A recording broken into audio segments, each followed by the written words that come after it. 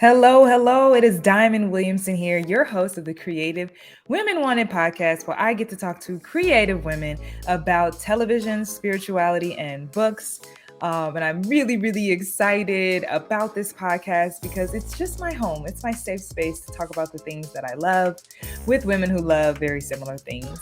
A lot of my guests will be women who work in television. And when I say television, I'm talking about streaming, Hulu, Netflix, the things that live on YouTube, all of that. Um, and I'm going to be able to talk to women who love these things as well. But it's Creative Women Wanted, okay? Creative Women Wanted. And I'm excited about this podcast because I get to share a little juice, all right? I'm going to be talking about how I got to talk to Oprah and Viola Davis in Oprah and Viola Davis's book club. Well, in Oprah's book club about Finding Me, the memoir written by Viola Davis. I can't even believe that I got to participate in that. It's crazy. But before I get into that, I want to talk about what I am watching.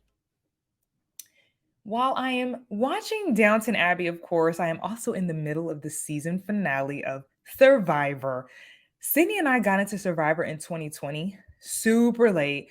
I wonder if there's anybody else here that watches Survivor because I really don't know any other folks like in my life that watch Survivor, but I know that Survivor is like a big deal. There are some people that are on Survivor now that were watching it when they were a child. And it's just a really good show about people doing something I would never do. Live on an island, try to survive off of the things that the island provides, coconut, fish, little bugs and things like that, while doing these challenges and trying to win $1 million. So the stakes are high. It's crazy. I'm really invested in the different people that are winning or that are participating. You really do become like somebody who's participating in the show too, because it's like in the first episode, I'm like, I'm going for this person. And it's really just based on their personality, right? It's crazy. And it's just also crazy to see like the strategy unfold. I want to do another podcast about like Survivor in general because it's great. And I've seen so many seasons of it since I started in 2020. But that is also what I am watching. What I am learning is also very similar to what I talked about on the podcast is just the stories. And I think that the more I am aware of the fact that like I do tell these stories to myself, the more I am aware of them when they are happening, right? So I know when it's the voice talking to me. I know when it's the voice in my head that is creating the doubt. And it doesn't just come with my career. It comes with like eating. It comes with like the journey that I should go on this road trip. It just comes with so much. But I'll say, in addition to identifying the stories that I tell myself, I'm also learning how to be more fluid. I'm really excited about being more fluid too. Like my schedule every day is not packed with a lot of things. I think people are calling this the soft life, right? But I really just attribute it to me being more fluid and to me committing to God's plan over my own. Really. That's it. It's really like, this is what God said. This is how God is speaking to me through the things that are happening in my life. And so I'm going to flow with it instead of being resistant and letting my own thoughts kind of get to me. But now I'm going to get into the juice of it all, okay? How the Oprah and Viola conversation happened. I mean, I think that I always knew that I would talk to Oprah in some way, and I think that we still have many conversations to come.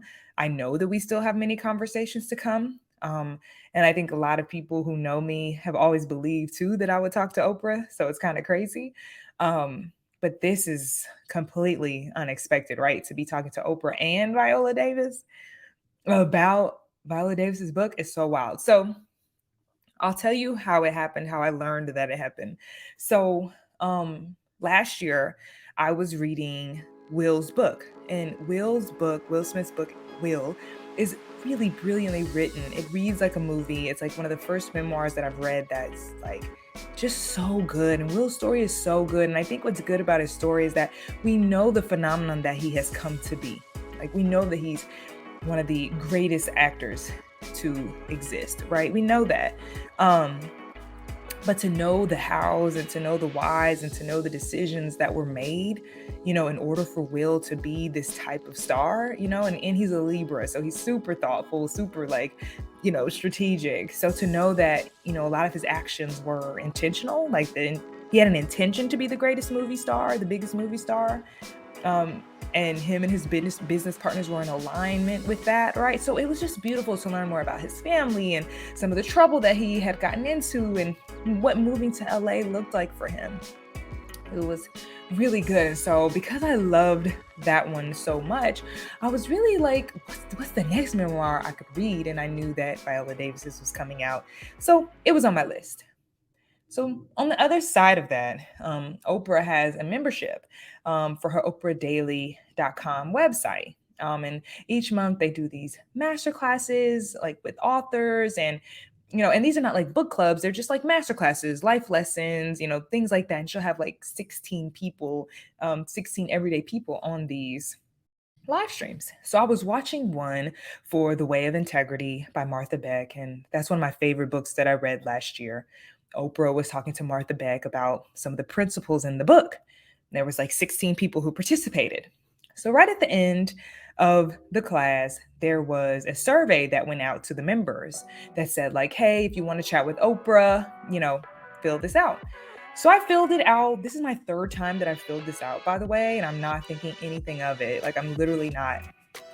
And on this particular survey that I filled out, they said, "What's the book you're the most excited to read?" And I put Finding Me by Viola Davis because I read Will Smith's book last year and I loved it.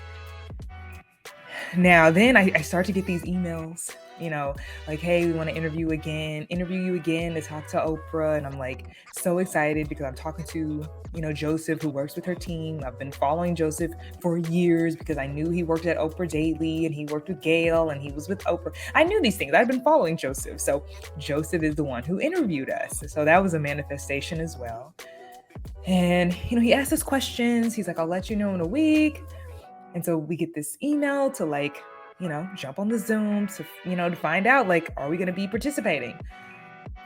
So that was February 28th that we had to have this conversation with him. And that's when he got on and told us that like, it's not going to work. And I was like, I was heartbroken for like 5 seconds because I couldn't believe it. And Cindy was in the room and she was recording me and like tears were about to come down my eyes. And then boom, Oprah pops up and I'm like looking at Sydney like, "Oh my gosh, I cannot believe," like Oprah's on the Zoom and was like, actually, we have something different for you all.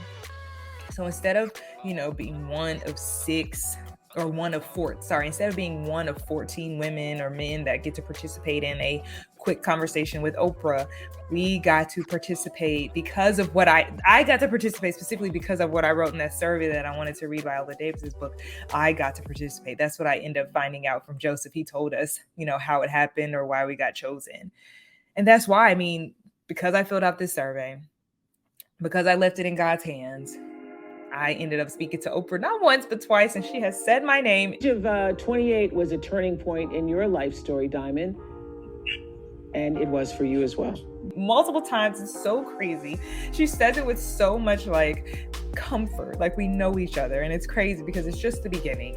And I was really emotional getting ready for it. They sent us these webcams and, these microphones and, just getting to see a little bit of behind the scenes, like just these everyday moments of like Oprah and Viola Davis talking candidly, or even afterwards, after the book club conversation, Oprah and Viola Davis talked to us about, Viola's new movie that's coming out this year that we have to all go see, right? And I'm just really, really excited about the movie too. I'm a fan of Viola Davis. I was before this, I was after this, and I think, just that moment really taught me that we can manifest literally anything and it'll come true if it's for us, right? So that's why I think that if we have these dreams and these manifestations and these goals, that we really do have to surrender them to the universe for the universe to do the work that it's supposed to do, right?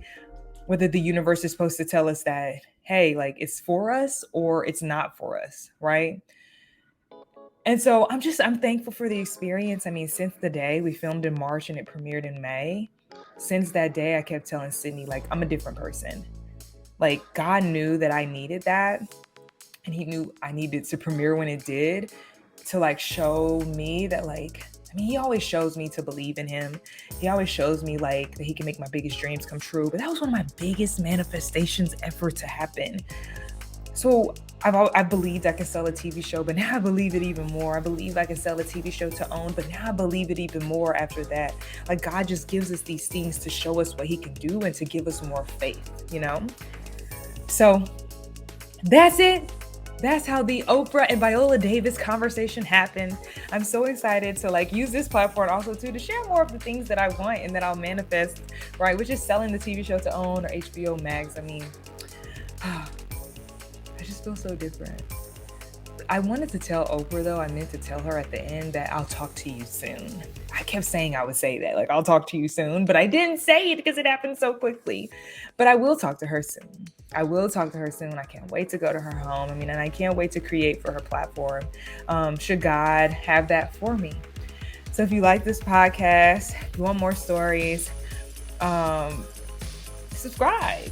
Give me 5 stars. You know, I want more people to listen. I want to share. I want to keep going. I'm going to keep going regardless. But, you know, I want to know that you are feeling what it is that we are talking about here at the Creative Women on the podcast.